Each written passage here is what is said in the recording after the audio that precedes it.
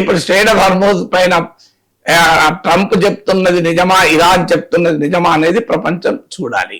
మీకు ప్రాక్టికల్ గా క్షేత్రస్థాయిలో చూస్తేనైతే ఇంకా షిప్స్ కదలడం లేదు, ఎవరు ధైర్యం చేయడం లేదు.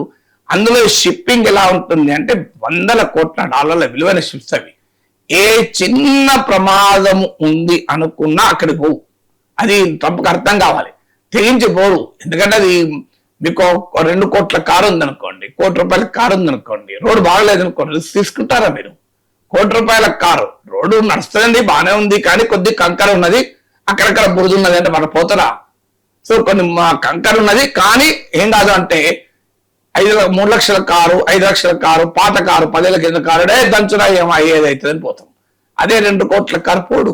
అంటే 2 కోట్ల కారుకి అడ్వాంటేజ్ ఉంది అనుకుంటాం, లేదు, ఉండదు. ఏమి లేనోకి అడ్వాంటేజ్ ఉంటుంది. ఎడ్ల బండి ఉన్నది ఇంకా హాయిగా పోతుంది. ఆ 5 లక్షల కారు కూడా ఆలోచిస్తేమో ఎంత కంకరాన్ని ఉండదు, ఎడ్ల బండి పోతుంది. మరి ఎడ్ల బండి ఉన్నోడేమో రోడ్డు బాగలేకపోయినా, అది కంకరతో ఉన్నా, అది ముళ్ళు కుచ్చుకునేటట్టున్నా, అందులో కాస్త బొరుదున్నా, ఇసుకున్నా ఎడ్ల బండి పోతుంది, బుల్లక్ కార్డు పోతుంది. కానీ 2 కోట్ల కారు పోదు. అదే మరి 2 కోట్ల కారోడు గొప్పోడా, బుల్లక్ కార్డు గొప్పోడా అంటే అక్కడే స్ట్రాటజిక్ యాంగిల్ అనేది వస్తుంది. సో 2 కోట్ల కారున్నోడు కూడా దిగి బుల్లక్ కార్డులు ఎక్కిపోవాలి.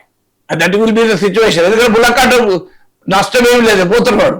మీకు 2 కోట్ల కార్ డ్యామేజ్ అవుతారు, భయం అవుతుంది కదా. సో మీకు అక్కడే తేడా మనకు అర్థం కావాలి. అందువల్ల కొన్ని సందర్భాల్లో సింపుల్ ఎగ్జాంపుల్ మళ్ళీ చెప్తున్నాను, రోడ్డు దరిద్రంగా ఉంటది, పిచ్చి పిచ్చిగా రాళ్ళు ఉంటాయి, ముళ్ళ కంపలు ఉంటాయి అటు ఇటు.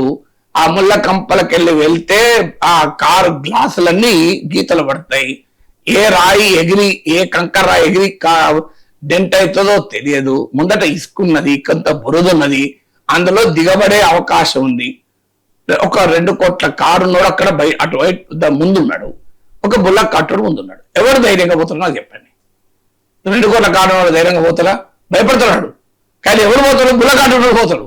కావాలంటే మీరు రమ్మంటాడు, నన్ను ఎక్కించవా, నేను పట్టుకెళ్తాను ఇక అటువైపు, మళ్ళీ కావాలంటే మళ్ళీ వెనక్కు తీసుకొస్తా అంటాడు. అప్పుడు 2 కోట్ల కారున్నాడు సైడ్ కారు ఆపేసి ఈ బుల్లక్ కార్డులు ఎక్కి బయటికి పోయి పని చేసుకొని మళ్ళీ బుల్లక్ కార్డులో మళ్ళీ టచ్చి అప్పుడు కారెక్కి రావాలి. సో ఎవరు గెలిచాడు ఇక్కడ? బుల్లక్ కార్డు గెలిచాడు. సేమ్ ఇరాన్ ఒక బుల్లక్ కార్డు, అమెరికా ఒక 2 కోట్ల కారు. ఈ స్ట్రాటజిక్ ఎవరు గెలుస్తున్నారు? ఇక్కడ బుల్లక్ కార్డు గెలుస్తాడు. That doesn't mean bullock card is greater than 2 crore car. But అక్కడ ఉన్న కాంటెక్స్ట్ లో బుల్లక్ కార్డే గెలిచింది. ఇది మనకు అర్థం కావాల్సిన చిన్న ఉదాహరణ. సో ఇప్పుడు జరుగుతున్న అదే స్ట్రెయిట్ ఆఫ్ హార్మోజ్ విషయంలో ఇరాన్ ఈజ్ కంప్లీట్లీ డామినేటింగ్.